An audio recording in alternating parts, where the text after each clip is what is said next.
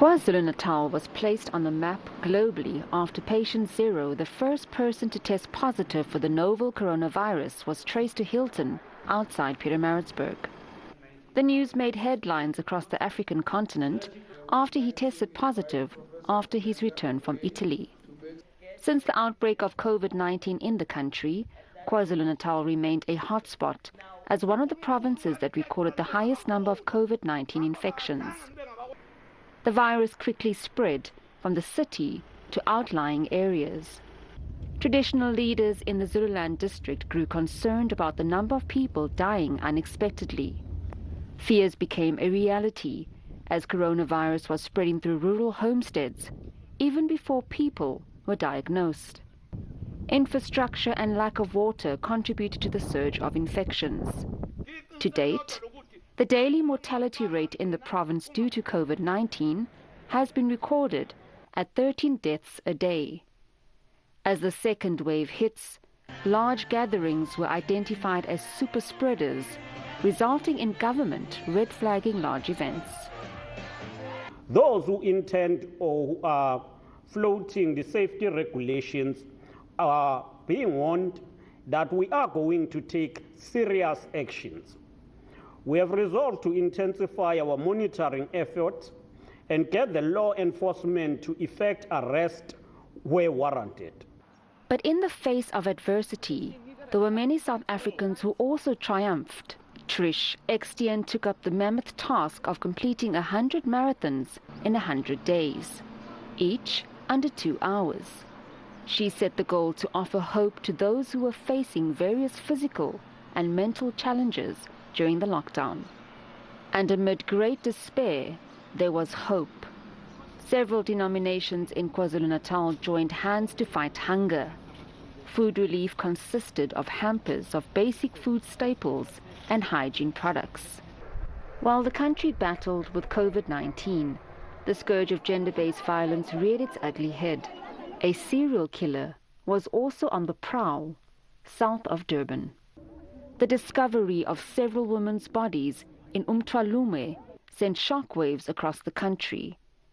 The relatively sleepy seaside village became the talk of the town as more women's bodies were discovered in sugarcane fields.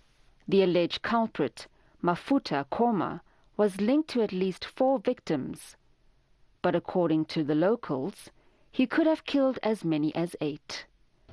Mafuta Koma killed himself under questionable circumstances, inside holding cells, just hours before his appearance in the Umzumbe Magistrates Court.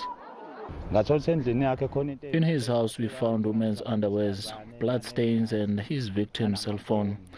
It is then that I suspected his girlfriend Zodwa could have been his victim.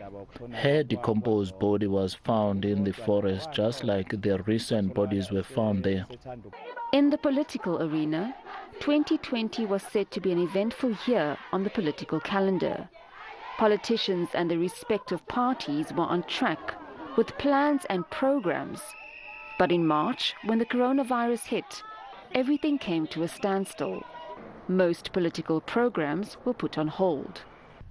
But parties did their best to navigate the situation to make up for lost time. It was the ANC in KwaZulu-Natal that once again dominated the headlines. Former President Jacob Zuma's corruption case linked to the 1990s arms deal went from postponement to postponement, largely due to COVID-19. And the ongoing saga of the former eThekwini Mayor Zandile Gumede continued. The ANC caused a fury when she was elected to the provincial legislature, while still facing corruption and fraud charges.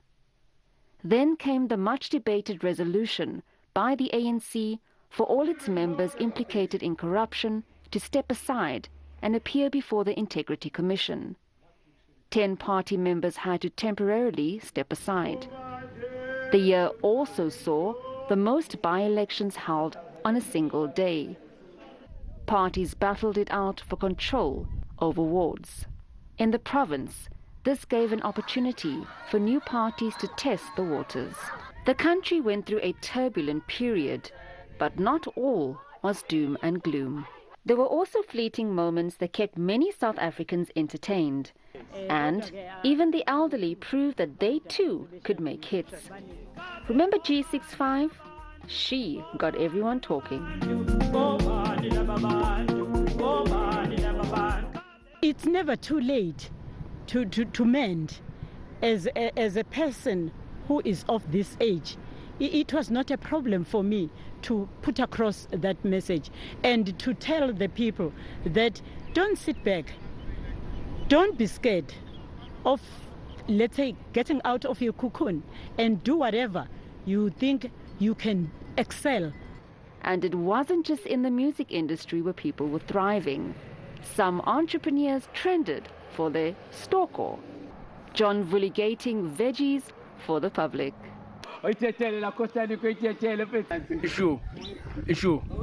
Despite the tumultuous year, which has seen many highs and extreme lows, the spirit of resilience burns brightly.